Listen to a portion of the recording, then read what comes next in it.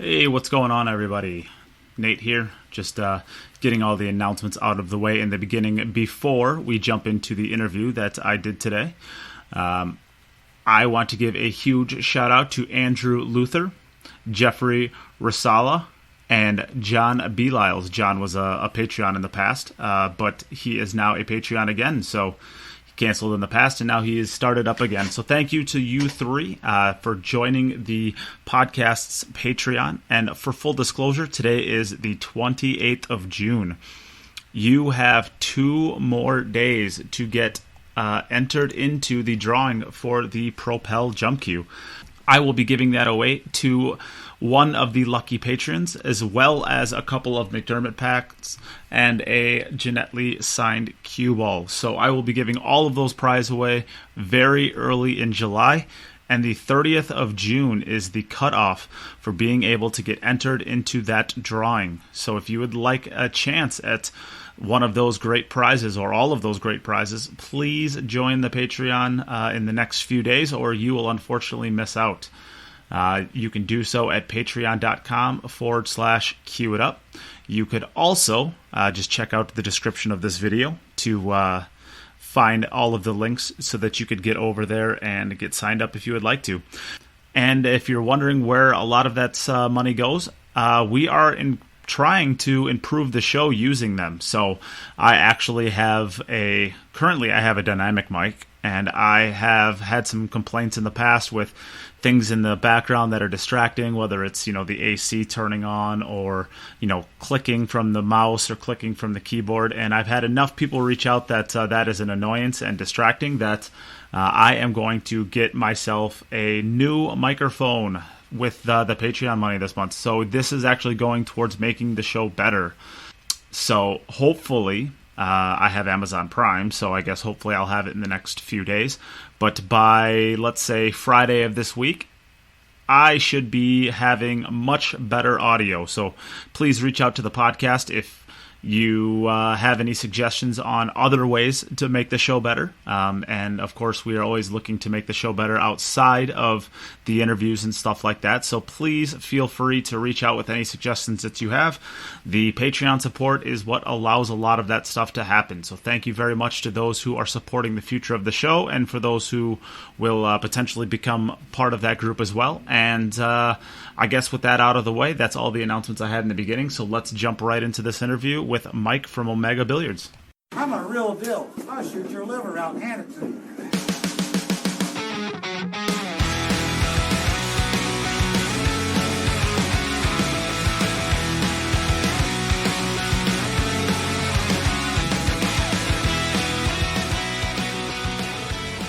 All right, welcome back to the Cue It Up podcast. Today, we are going to be bringing on Mike Ong onto the podcast. How's it going, Mike? It's going well. It's going great. Thank you. How's everybody doing? Doing great. So I would say that now that Matchroom is kind of in between their events, there is nobody doing more for the world of pool right now than you. We just got probably one of, it was such a terrible matchup compared to the first one, and it's only because it didn't go hill-hill, but it may go down as the second best matchup that ever happened between Shane and Dennis. And, you put that event on with Omega Billiards. So what'd you think of the event? I thought it was, to be honest, I never thought it was going to be this close coming in. I thought it was going to be a runaway with Shane. Shane was playing really, really, amazing pool. Dennis was pretty tired. He's been playing nonstop pool for 5-6 months since he came to the U.S. So the truth was, I was expecting a runaway win and a revenge, so to speak, from Shane. But I think the when Dennis broke and ran 10 racks or 11 racks or however that many games that he won, that I think that was the turning point of the match. That turned out to be a pretty big lead that make a big difference. And And I believe, if I'm not mistaken, I believe they make a slight change of rule where the 9 ball did not count on the breaks, the ending pockets. If I'm not mistaken, Shane did make 2 or 3 9 balls, and that did not count either. So, yeah, it became much closer, and such an intense match down the stretch that none of us expected. Yeah, absolutely. I mean, I know that Shane did have he got the 9 ball in very late on in day 3. That that could have been a huge momentum changer, and who knows what happens if it does count. Maybe that's a little bit of a moral shot to Dennis, and he's not able to bounce back from it. Who knows? I mean, golden breaks they can really mess with you when you see your opponent get one. Right, yeah, and I know for sure, if I'm not mistaken, I know for sure that Shane's got at least 2 golden breaks, at least 2 that I remember of. So that if if that could have been a 4-game swing, but and like you said, the mental aspect of it, the mental effect that it can do to the opponent with the golden break might. Who knows? But but Dennis is pretty tough to rattle him mentally. It's tough to shake that guy, isn't it? Just seems like the more difficult to get for him, the more he just bears down and grinds through it. Yep. That's Dennis. Yep. So let's talk a little bit about how that match actually came to be. Generally speaking, it's an absolute nightmare to have to work through setting up one of these matches. You got to get backers involved, you got to get players involved, and then you have the backers and the players both negotiating for what the racking rules are going to be, which template you're going to use. Are you breaking from the box? Is it 1 on the spot? Is it 9 on the spot? You using a diamond table? You playing on a big table, 7-footer? There's a million things that are all just a giant nightmare to go into actually setting one of these things up. So why don't you take a couple minutes just to describe the actual process of working with these players and getting the whole thing set up, and how difficult was it actually to get done? As you said, the most difficult things about putting these matches together is to get the backers and the players agreeing on everything. Especially, for me personally, it was very easy process.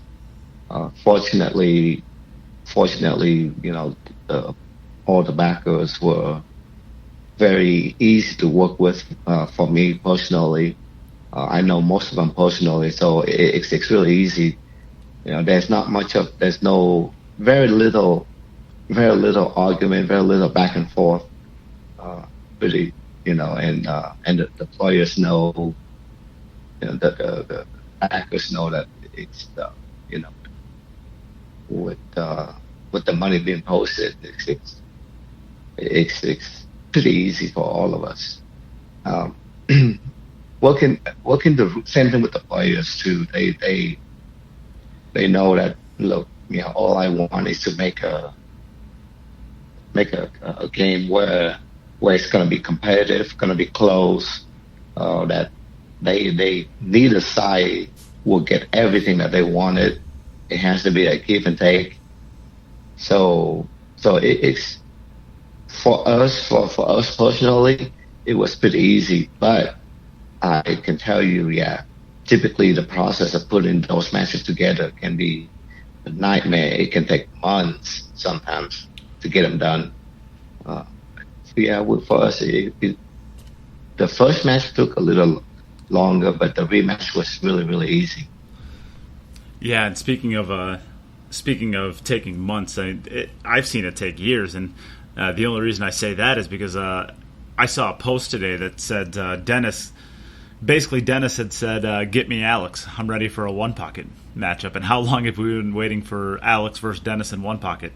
It has been a long time. the truth is this. Uh, it was it will happen. Uh, I think Dennis and Alex both called me up, I believe last May or June, and when I was involved at that time, it was going to happen in August, I believe, of last year, but because of the schedule, the most difficult for me, the most difficult thing in putting these things together, these matches together, is to make sure to find the schedule for everything. Both players have to have, they have a lot of commitments, so I have to make sure that they have an open date, and then at the host, the pool room, I have to find a pool room that have an open date that can host the match. So the Alex and Dennis match, they came really, really, really close. I mean, like, I would say it was almost like 98% done last year, and it would have been done. It would have taken me basically 3 months to get it done. But I think because Alex decided, Alex, I think he was stuck in Vegas, and then he, I think, the visa situation, so he went home, and then of course Dennis went home, and then with the COVID, they got stuck over in the Philippines. But that match will happen pretty soon. Yeah, I mean, that's pretty exciting. If we were that close to having it in August, you said, then yeah, it seems like it's ready to happen. I've been ready to see it for 2, 3, 4 years now. It's I'm excited for it. Yeah. So let's talk a little bit more about the history of it. So of course we have Omega Billiards TV, which was launched, I want to say, what was that, about 2 months ago that you actually launched that? I'm not to be. Yeah, I think so. About a month and a half. Something like that. Yeah. Really. It's not that long. It was born out of necessity. Mm-hmm. It was. We swung. With Jeremy Jones from OB, and Stephen Wyatt put that together for us, helping us together, because we needed someone to stream the Tony Johan and Chip Compton match. So it was born out of necessity. So, but it is what it is. We're here, and it was. We just swung at it, and I also, speaking of that, I'd like to give a quick shout out to Rick Jones of Bad Boy Production for helping us with the equipment for the Tony Johan and Chip Compton match, because without his equipment, we would have had a lot of problems. Yeah, absolutely. And I'll give a shout out to Stephen Wyatt too. Stephen is he was a listener to the podcast from very early on, so it was kind of interesting to see that he was working with you with this event. I actually didn't realize that until day 3 when somebody tagged him on something. I think he was all excited to use his red pen, and Melina Mike made a post on Facebook, and he's like, "Okay, dude, we get it. You got a new toy. Drop it with the red pen." And somebody tagged Steven, and I'm like, "Wait, that's you?" And he's like, so that was pretty funny. Yeah. But so yeah, you said that the Omega TV it came out of necessity for the Tony and Chip match, but I think it's pretty good that you have it now. But I think of course the Omega Billiards TV that came from your business itself. So this isn't your introduction to the industry by any stretch of the imagination. Why don't you take us through what you're probably at this point best known for in the industry, which is Omega Billiards, and talk a little bit about your business there. Yeah, well, we are, I mean, we're best. We're all over the country when doing shows, and we're one of the largest retailer, definitely the biggest retailer when it comes to cues, the variety of cues. I mean, you know, for us, that's what when I started Omega Billiards, my goal was always to have the largest selection of pool cues anywhere from you could buy where, I wanted to cater to all players, whether you have $29 to spend on the pool cue or 29,000 or sometimes as much as $100,000 on a pool cue. I wanted to be able to cater to each and every single one of them. I don't want to miss out on anybody. There's a pretty small but significant number of people who spent, $20,000, $30,000, $50,000 on a pool stick, and I don't want to miss out on that market either. So we're best known for. I think that's what we're best known for is the selection of cues, because there's no doubt in my mind that we have the largest selection of cues in the world, and every pool tournament, as any major pool tournaments, we would work very, very hard to build the nicest, most professional display for people to choose from in terms of buying cues, cases, and accessories. And that's what Omega Billiards was all about, is selling supplies. So yeah, and I was in Vegas, I guess about a month ago now, for the VNEA World Championship, and you had a booth there. I don't know if you were specifically at it, but I know that there was an Omega Billiards booth there. Yes, yeah, we were there, and we have been there for many years. So pretty much any major national tournament that you go to, you most likely you will see us there. Yep. So take us through, I guess, some of your own product lines as well, because you have the Omega Billiards, but that's kind of your brick and mortar store, right? You have other products that are tied to you as well. Would you like to talk about those for a couple seconds? Sure. I used to have my own brand, Omega cues and cases. Then I discontinued that. I just figured that Omega is a brand for the store, the company. So I figured I don't want to tie it up with the brand of a product. So I just decided to discontinue that, and then me and my employees were driving. We'll figure out how do we come up with a different name for our new products, especially our cases, specific cases. And I wanted to use my children's name involved somehow, and so we just we're just driving along, and it's a long drive, because sometimes it would take us 30, 40 hours to get to the destination. And one of my employees come up with Acme, which is the first initials of my 4 children. The first initial of their first names of my 4 children, Anthony, Catherine, Maximus, Elizabeth. And so I said, oh, okay, that's a great name.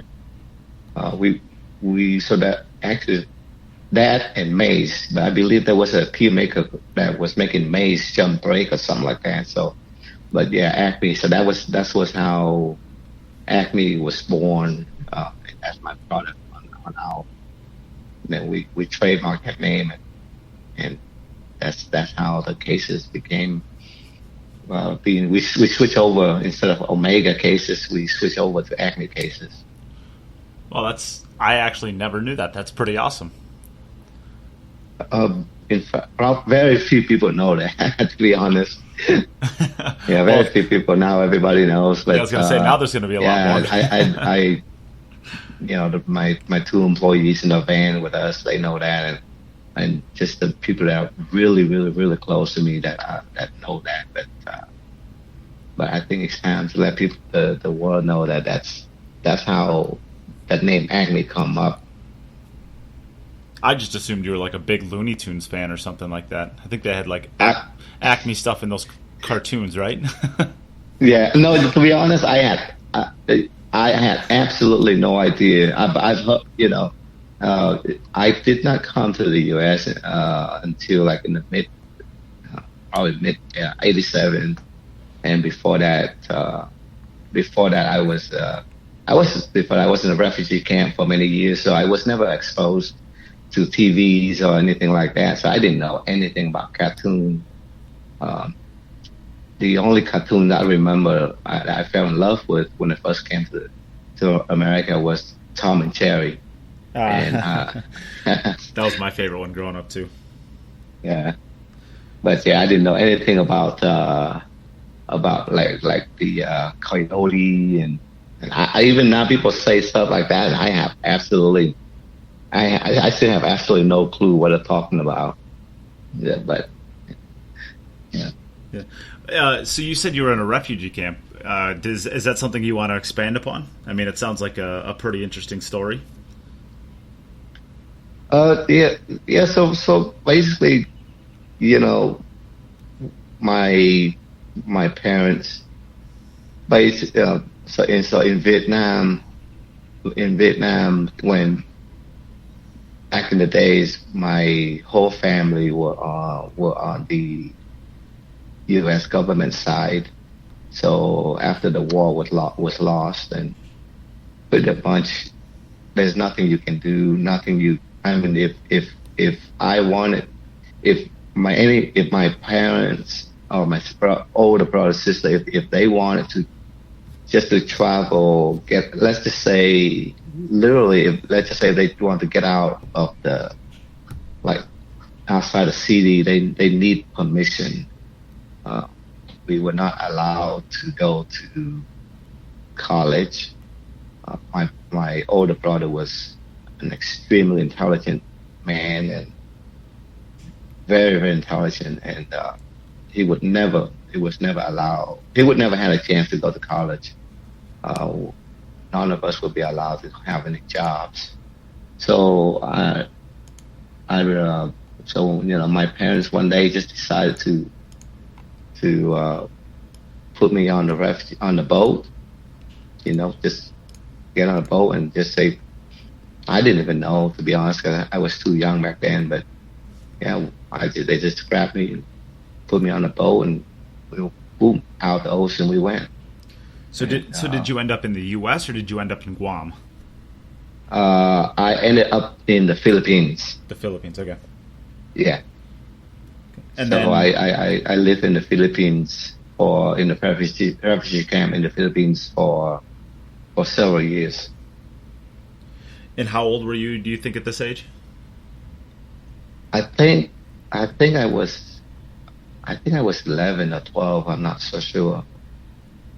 And is this kind of where you were introduced to pool then, by being in the Philippines, or did you already have a love for pool by now? No, I was introduced to pool when I was in college.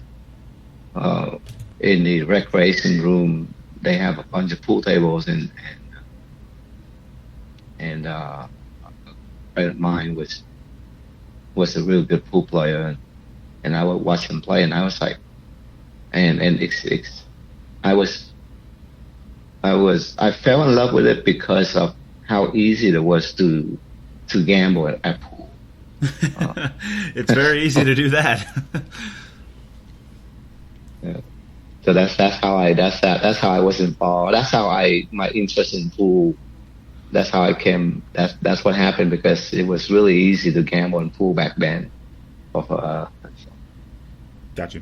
All right, so take us through, I guess, now that we have a little bit more context as to how you got into the U.S., when did you actually decide that you were going to create the Omega Billiards business?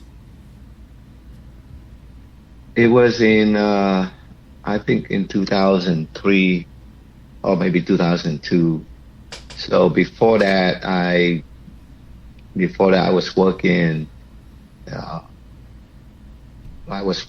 and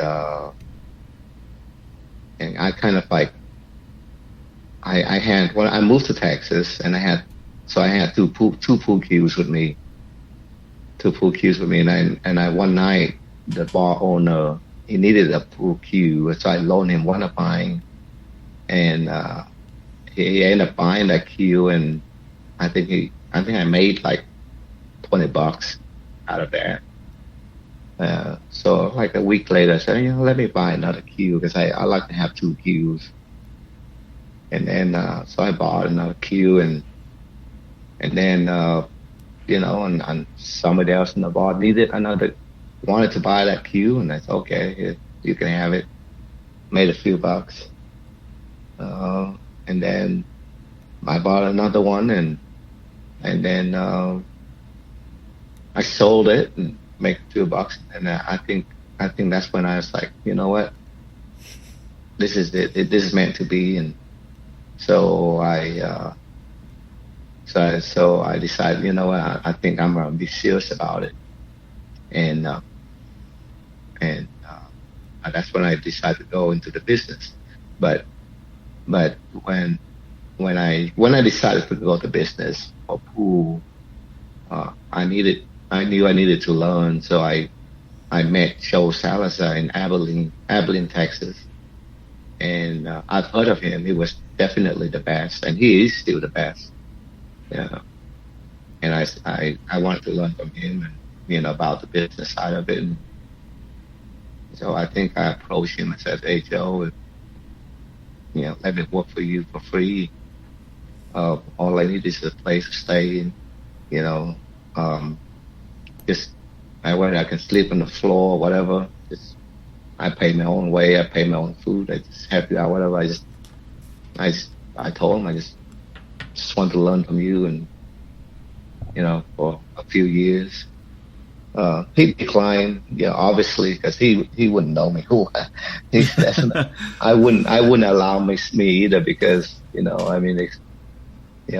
wouldn't allow a stranger to stay with me, to stay with in my own room, my hotel room either. So he declined, and then I just okay. Then what I did was I said, okay.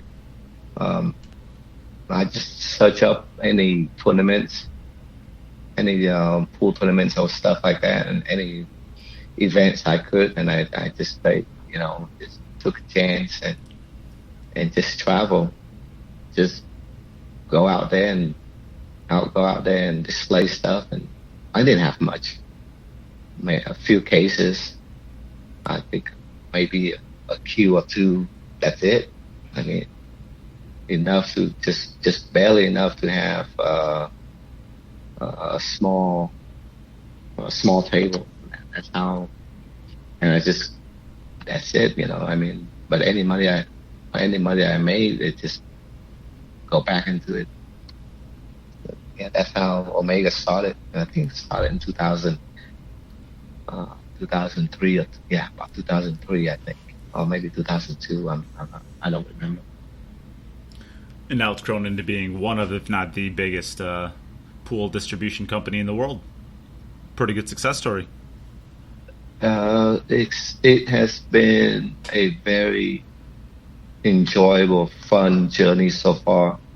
We're very, very fortunate. We have we have a very, very large clientele base, and we're very lucky. And now, so that's kind of the context of where Omega Billiards has come from. And now you are innovating again, and you're kind of adding into the stream side of things. So, of course, we had the Shane and the Dennis matchups, Vols 1 and 2. But now, why don't you describe what you're going to be doing in this coming weekend? This weekend, there's a tournament in South Carolina. It's celebrating Efren Reyes. Efren, in my opinion, in my personal opinion, is the greatest of all time. So we're very, we're very fortunate to be able to be a part of it, and hopefully, and we will be free streaming that event to all the fans out there. And hopefully people will get a chance to catch him, watch him play. The man is just such a genius, so He's a creative, living legend, so feared as a player. Even now, he's still an amazing player. I'm glad that we can be a part of celebrating while he's still alive.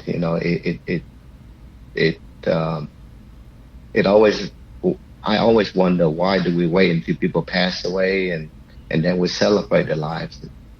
So it always bothers me in that sense. But this time here, this time is different. Hopefully, people get a chance to come and watch and enjoy and appreciate what he has done and what he has accomplished for the sport, for the game. So where is that going to be streamed to? You said it's going to be streamed for free to all of the fans. So where will they be able to find it? They will be able to find it on our YouTube channel, Omega Billiards TV, and as well as on our Facebook, Omega Billiards Facebook. Gotcha. And that's not the only giant matchup you have in the works as well. Why don't you talk about your next big event that's just going to be happening between Sky and Shane? Yeah, Sky and Shane, that one there is going to be some major money in there. Everybody obviously know that Sky beat Dennis for a lot of money. About 500,000. I think it ended up between the 6-7 major backers, it was close to $500,000. If you count in side bets, the small side bets, like $2,000-$3,000 side bets, stuff like that, and anything smaller, I have to assume it's got to be at easily over $500,000 on that match. Oh, if you take all the side people, like just people betting on Facebook, I bet it was over $1 million that was wagered on that match. I believe that, yeah, because between the 7-8 major backers, there was pretty close to $500,000, and I held a lot of money on that match. But Sky is, Sky. They call him the king of our box for a reason. And again, it was really, really close match. Here's the interesting thing about that match that people didn't know. When it got really, really close, when like late in the end, like it was 139, 140, something like that. One of the major backers asked me, said, "Mike, what happened if it goes heel?" Or I said, "Oh, you're right. Back it and jack it." Yeah, I mean, I asked him, yeah, you're right. What do you want to do? I mean, do you really want to play all of it for one game on the bar box? I mean, or what do you want? And he said, I don't know. I could sense a little. I could sense that he wants to do something. So I said, okay, let me go talk to the other side and see what they want. And I went and talked to the side, and when I brought it up, they're like, yeah, it could potentially be heel. So I proposed, if it does come to heel, and if both the players agree to it, you guys okay with make it race to 200? And then one side said they're fine with it, if the other side okay with it. So I went back and forth between the backers, and it was they agreed. They said okay, they would be okay to extend the race to 200 if the players were okay with it. So I said okay, but then I said okay, well, let me work on that. So I talked to the host, to the pool room owner. It, they were not prepared for that. Obviously, none of us were prepared for that. But I was able to convince them that if it happened, they will stay. They will continue hosting it. And then I had to talk to our stream guys who obviously, had commitments for their regular jobs, and I had to convince them to, if if it happened here again, there's some potential they could extend to 200. So after a little back and forth, we came to agreement that they would be able to do it. And then I tried to talk to. There was one moment that I was gonna talk to. I never really had a chance to talk to Dennis, and find out because he was so focused on it, and he was shooting actually. And there was a break, and I was gonna go talk to Sky. And as I was talking, and but before I could get to him, I think I said hi to his dad, Brian, and I kind of explained to him a little bit the situation about it, and Brian said, "Yeah, I talk to Sky and see what he say," but Brian said, but Sky told him that day that he's gonna win. He's gonna win the match. He said that to Brian, Sky said he's gonna win it because he something inside him felt that he's gonna win it, and just whatever the reason is, something about the game that it was really close. I said okay, but Brian said you just talk to Sky and see what he say, but I just never had a chance to confirm with the players either. So it because they were both so focused on that. They both had a lot of money on that match themselves.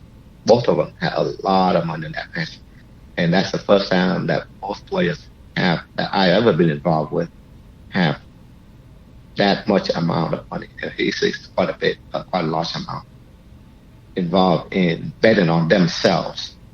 So it could have gone heel, and I mean that's the thing. But anyway, Sky ended up winning 150, 145, which is on the bar box in that long of a race. It was still very. It was a very close match.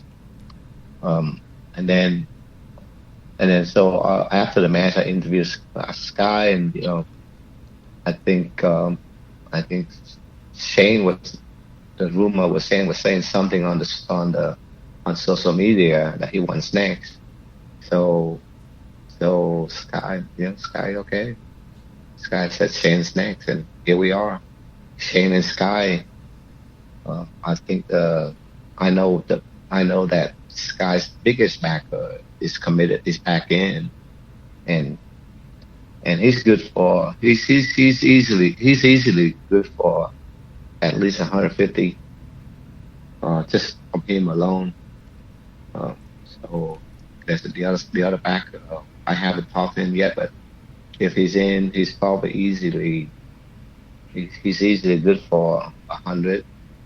So, but I think from talking to everybody, it seems like it's back to that same old where it's just pretty much those two guys versus the 6-7 versus the what I call a corporation of the backers.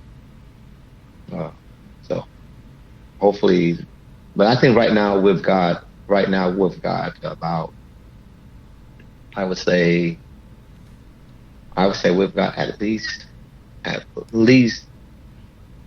150 verbally committed already per side. Yes. That's incredible. Well, It's going to be a real match. Another race to 150. if I'm not mistaken, I think it's the same exact format that Sky and Dennis played, right? Basically. Yes, it will be exact same format.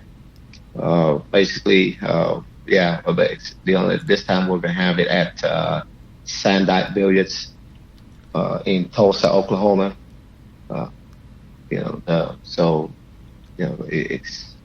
we will be there, and there's several hotels close by, and I think Michael has a few VIP seats left that you don't want to miss out on that big match. Shane, Sky's the king of bar box, and that's as people have seen, he has beaten Dennis.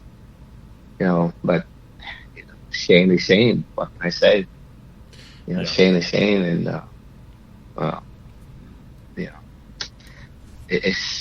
it will be a lot of hard work. That's for sure. Certainly.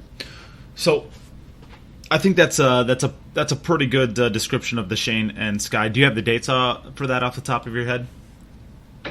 Yes, it is. That match will happen on July 9th, July 10th, and July 11th. So that's in just like 3 weeks. Yeah, it's creeping up fast. They can either buy the VIP seats through Neight Billiards, or they can buy general admission, or they can watch it live on our Fire State or through our website. Yep. OmegaBilliards.com. And I was going to say, there you go, Omega Billiards. And make sure to get it early because it'll be an early bird special, I'm sure. Save yourself $5 or $10 off of it. You're not going to want to miss it, and you're going to watch it anyway. So just get over there right away and buy the pass.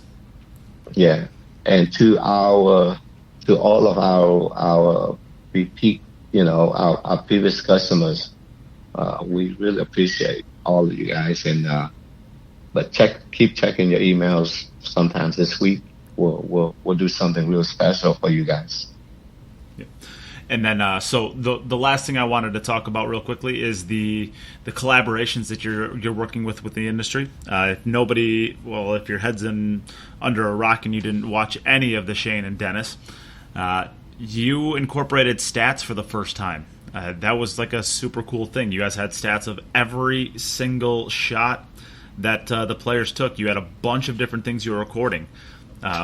Where did that idea come from, and who did you work with to make that happen? The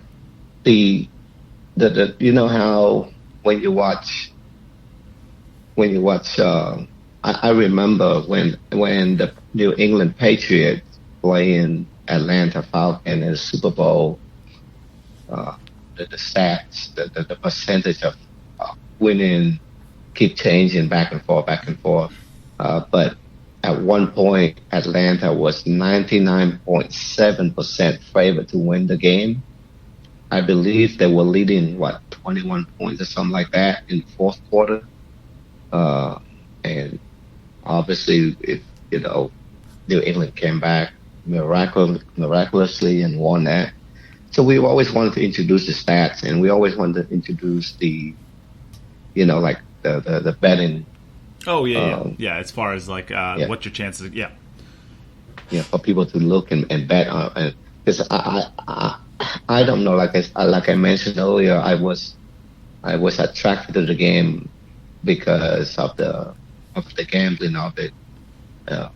I think gambling, true gambling, and pool go hand in hand. I mean,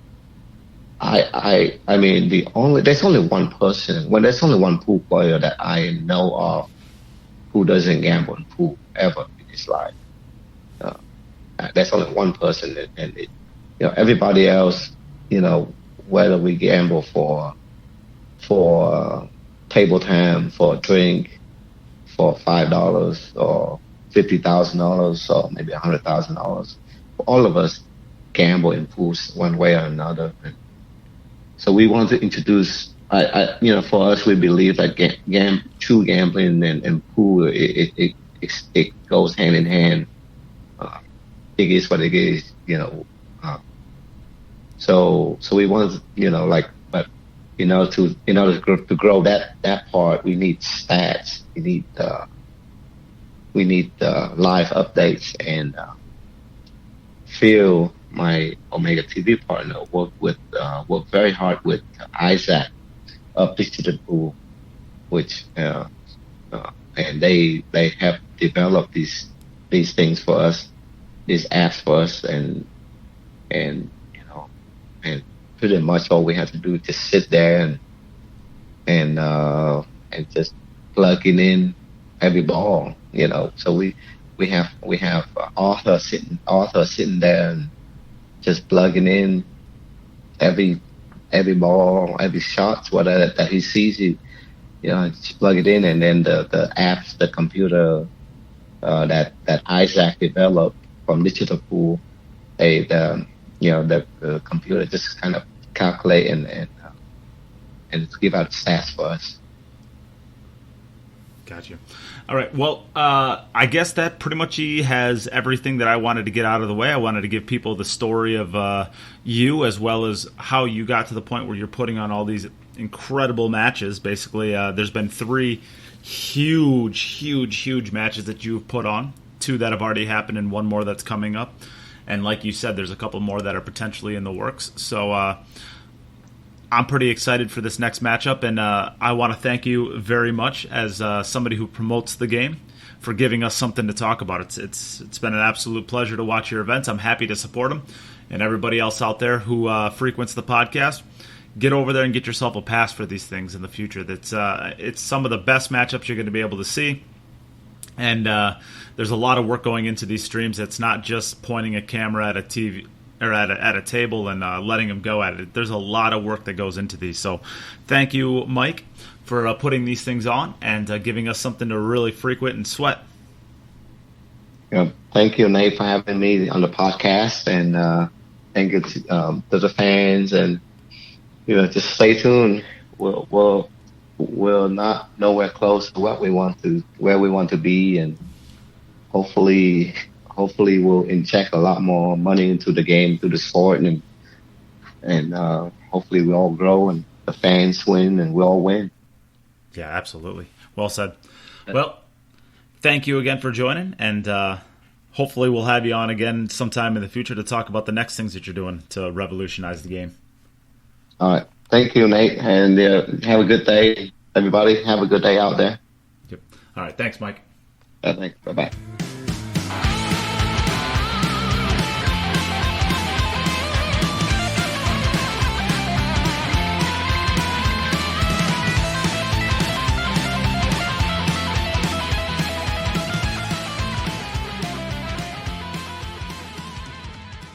Hey everyone, thanks again for listening. If you've liked what you've heard and you want to contribute to the future content that will be made, consider joining the podcast's Patreon at www.patreon.com/QItUp. Becoming a Patreon of the podcast will help to create all of the future content that the podcast will have. Special shout out to Dave Peters, Aaron Taylor, Pete Silsby, Morgan Lupton, Ben Young, Robert Miller, Andy Morse, and Bill Pelham for your generous contributions to the podcast's Patreon. If you ever need any more information on what the Patreon system is, or how you can contribute outside of the Patreon, please reach out to the podcast or Nate himself. If you would like to contribute to the podcast for free, consider sharing any podcasts or the podcast page on Facebook itself. Also, leaving a review and a rating if you listen through iTunes. It helps others find the podcast. Thank you for listening, and we'll be back soon with another episode of the Q It Up podcast.